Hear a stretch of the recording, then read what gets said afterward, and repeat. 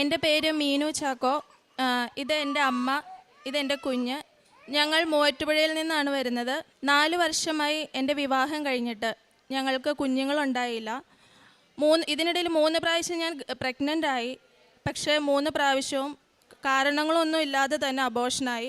ഓരോ അബോർഷൻ കഴിയുമ്പോഴും ഡോക്ടേഴ്സ് ഓരോ ടെസ്റ്റുകൾ നടത്തും. പക്ഷേ അതെല്ലാം നോർമലായിരുന്നു, അതിൽ പ്രശ്നമൊന്നും ഉണ്ടായില്ല. എന്നാലും ഞങ്ങൾക്ക് കുഞ്ഞുങ്ങളെ ലഭിച്ചിരുന്നില്ല. അങ്ങനെ എൻ്റെ അമ്മ 2022 ഓഗസ്റ്റ് മാസം 28-ാം തീയതി ഇവിടെ വന്ന് ഉടമ്പടി എടുത്ത് പ്രാർത്ഥിച്ചു. അമ്മ ഉടമ്പടിയിൽ നിലനിന്നു. 4 പ്രാവശ്യം ഉടമ്പടി പുതുക്കി.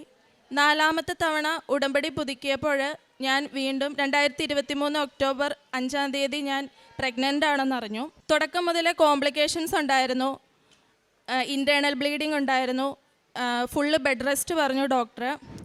ഇൻറ്റേർണൽ ബ്ലീഡിങ് കുഞ്ഞിൻ്റെ ഒപ്പം ഇൻറ്റേർണൽ ബ്ലീഡിങ് വലുതാവുകയാണെങ്കിൽ ഈ കുഞ്ഞിനെ നഷ്ടപ്പെടുമെന്ന് പറഞ്ഞു. ആദ്യമേ അത് വലുതായിക്കൊണ്ടിരുന്നു. പിന്നീടുള്ള ഞങ്ങൾ ശക്തമായി തന്നെ മാതാവിനോട് പ്രാർത്ഥിച്ചു. ഞാൻ നേർച്ച വസ്തുക്കൾ തൈലം തൊട്ടെന്നും കുരിശ് വരയ്ക്കുമായിരുന്നു, വയറിൽ കുരിശ് വരയ്ക്കുമായിരുന്നു. അങ്ങനെ മുന്നോട്ട് പോയി. പിന്നീടുള്ള സ്കാനിങ്ങിൽ ഇൻറ്റേർണൽ ബ്ലീഡിങ് കുറഞ്ഞു വന്നു. 5-ാം മാസത്തിൽ വീണ്ടും എനിക്ക് ഹൈ ഷുഗറാണ്. ഹോസ്പിറ്റലിൽ അഡ്മിറ്റായി. ഷുഗർ കുറയുന്നില്ല, കൂടിക്കൊണ്ടിരുന്നു. ഞങ്ങൾ ശക്തമായി തന്നെ പ്രാർത്ഥിച്ചുകൊണ്ടിരുന്നു. വീണ്ടും ഷുഗർ ഏകദേശ കൺട്രോളിലായി. എന്നിരുന്നാൽ തന്നെയും ഇൻസുലിൻ 5 നേരം ഇൻസുലിനും 2 നേരം ടാബ്ലറ്റുമായിട്ട് പോയിക്കൊണ്ടിരുന്നു.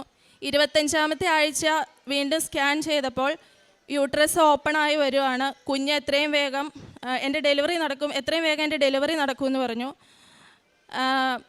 25-ാമത്തെ ആഴ്ച നമുക്ക് കുഞ്ഞിനെ കിട്ടിക്കഴിഞ്ഞാൽ അതിനെ സർവൈവ് ചെയ്യുമെന്ന് പോലും നമുക്കറിയത്തില്ല. പലവിധ ആരോഗ്യ പ്രശ്നങ്ങൾ പിന്നീട് ഉണ്ടാകും. ഞങ്ങൾ വീണ്ടും ശക്തമായി തന്നെ ഞാൻ വീണ്ടും മാതാവിനോട് പ്രാർത്ഥിച്ചു. അമ്മേ മാതാവേ, കുഞ്ഞുണ്ടായി മാമുദീസ കഴിഞ്ഞ് എത്രയും വേഗം ഞാൻ അമ്മയുടെ അടുത്ത് വന്ന് സാക്ഷ്യം പറഞ്ഞോളാം. എനിക്ക് എൻ്റെ കുഞ്ഞിനെ മാസം തികഞ്ഞ് തന്നെ പ്രസവിക്കാനുള്ള അനുഗ്രഹം നൽകണമേ എന്ന്. അങ്ങനെ 38 ആഴ്ചയും പൂർത്തിയാക്കി. 38 ആഴ്ചയും 2 ദിവസവും പൂർത്തിയാക്കി ഞാൻ ആരോഗ്യമുള്ള ഒരാൺകുഞ്ഞിന് ഞാൻ ജന്മം നൽകി. എൻ്റെ അമ്മ ഉടമ്പടി പ്രാർത്ഥനയിലും അതുപോലെ തന്നെ ഉടമ്പടി എടുത്തപ്പോൾ പറഞ്ഞിരുന്ന എല്ലാ മാനദണ്ഡങ്ങളും പാലിച്ചുകൊണ്ടിരുന്നു. പത്രവിതരണം നടത്തി, വിശുദ്ധ കുർബാനയിൽ പങ്കെടുത്തു, ബൈബിൾ വായിച്ചു, പറ്റുന്ന പോലെ പാവങ്ങളെ സഹായിച്ചു. ഇത് ഞാനും ചെയ്തു പോന്നു. ഇതെല്ലാം എനിക്ക് പറ്റിയില്ലെങ്കിലും ഞാൻ പ്രഗ്നൻ്റ് ആയിരുന്നപ്പോൾ 9 മാസവും ബെഡ് റെസ്റ്റിലായിരുന്നു. അതുകൊണ്ട് തന്നെ ഇതിൽ ചില കാര്യങ്ങളൊക്കെ എനിക്ക് ചെയ്യാൻ ശാരീരികമായ ബുദ്ധിമുട്ടുകളുണ്ടായിരുന്നു. വിശുദ്ധ കുർബാന ഞാൻ ഓൺലൈനായിട്ട് എന്നും പങ്കെടുക്കുമായിരുന്നു. പ്രത്യക്ഷീകരണ പ്രാർത്ഥന ചൊല്ലുമായിരുന്നു, ബൈബിൾ വായിക്കുമായിരുന്നു. ഇതെല്ലാം ഞാനും തുടർന്നു പോന്നു.